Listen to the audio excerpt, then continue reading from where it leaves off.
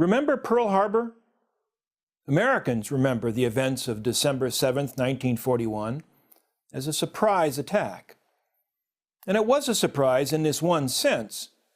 The Americans commanding U.S. military and naval forces in Hawaii failed to anticipate the possibility of Imperial Japan using aircraft carriers to attack U.S. installations on the island of Oahu.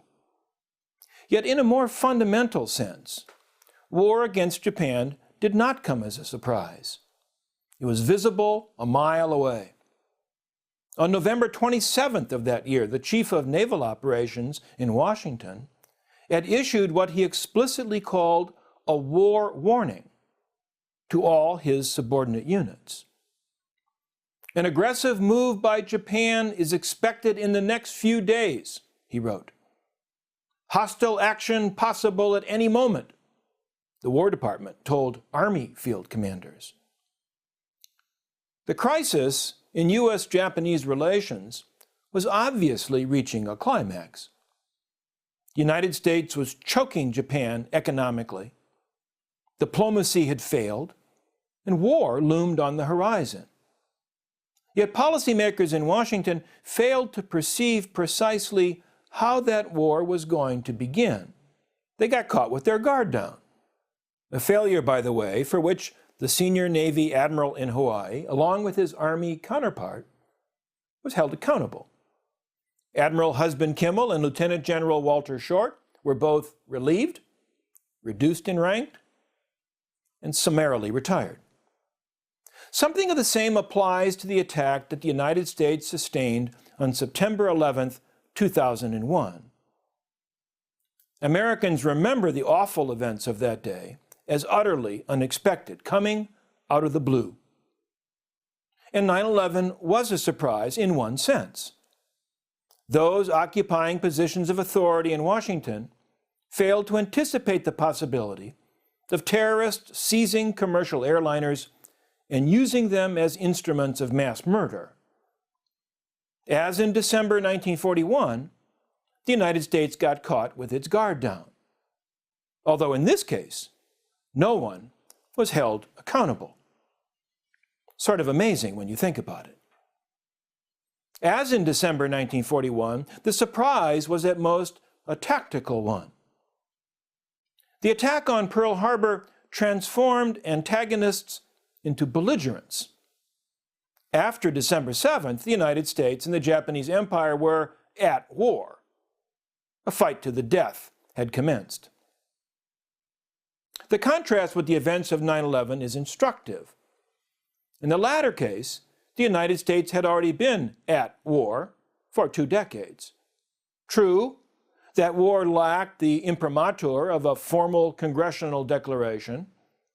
It also lacked strategic coherence, but it was a war all the same, as even U.S. officials acknowledged on occasion. Years before 9/11, U.S. officials were already using the language of war to describe American actions in the greater Middle East.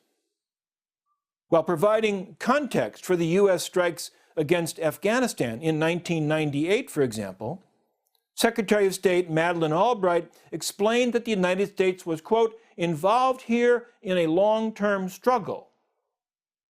This is, unfortunately, she continued, the war of the future.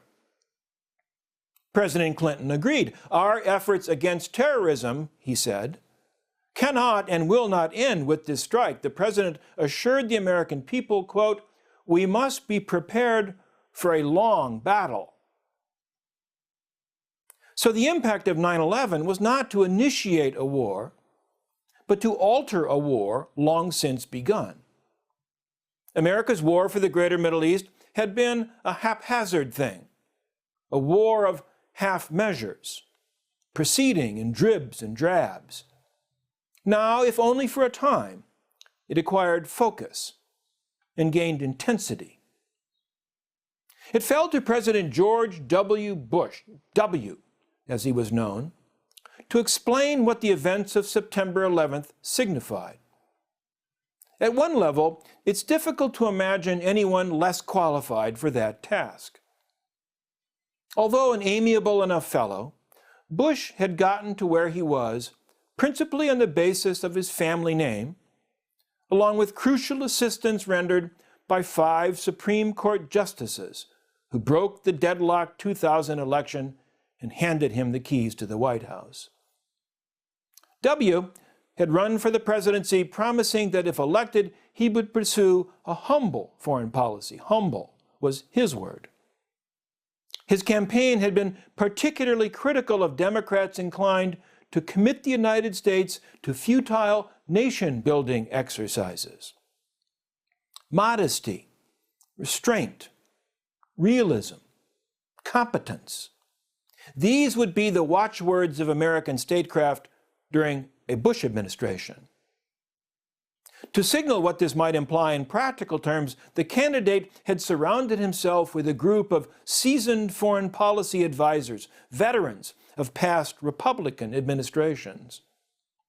Members of this group called themselves Vulcans, after the ancient god of fire. Here, for example, is Governor Bush at his Texas ranch after a tutorial with 2 leading Vulcans, Condoleezza Rice and Paul Wolfowitz. Unfortunately, when it came to anticipating and deflecting the events of 9/11, the Vulcans proved to be of no help whatsoever. And it was left to Bush himself, here being informed that the World Trade Center had been attacked, to explain what had happened and what it all meant. Recalling the shock, fear, anger, and horror that Americans felt in those days, we may sympathize with the president, a man of limited abilities, now called upon to do what Franklin Roosevelt had done 70 years before, to reassure his fellow countrymen and to persuade them to entrust in him the authority to do what needed to be done next. Perhaps astonishingly, Bush began by abandoning any pretense of humility. Goodbye modesty, restraint, and realism. Unfortunately, goodbye competence as well. Bush's Vulcans ended up producing a train wreck.